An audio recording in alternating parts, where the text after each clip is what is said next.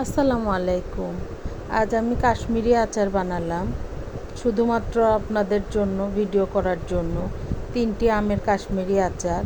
আমি প্রথমে এই যে আমগুলো ভালো করে ধুয়ে নিয়েছি, ধুয়ে ছিলে তারপরে আবার ধুয়ে নিয়েছি এবং এইভাবে কেটে নিয়েছি। আমগুলোর আটিটা শক্ত হয়নি। কেটে নেওয়ার পরে পানি ঝরিয়ে আমি এখানে 1.5 কাপ চিনি দিয়েছি।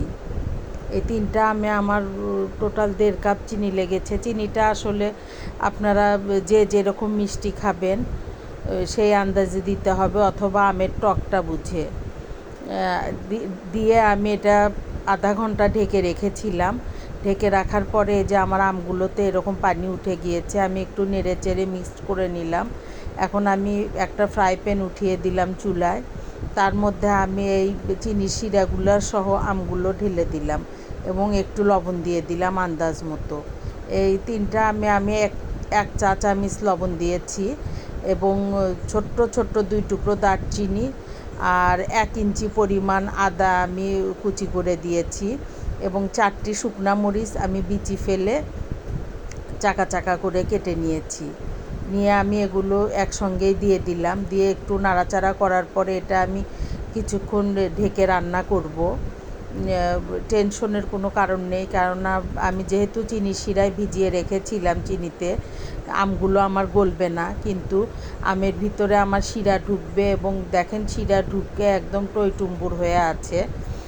আমগুলো ফুলে ফুলে উঠেছে, সুন্দর শিরা ঢুকেছিল। এইভাবে আমি কিছুক্ষণ পরে আমি পানিটা যখন একটু কমে আসবে তখন আমি ঢাকনাটা খুলে দিলাম। 5 মিনিটের মতো আমি ঢেকে রেখেছিলাম এবং তারপর এখন নেড়ে চেড়ে আমি চিনি শিরাটা শুকিয়ে নিচ্ছি।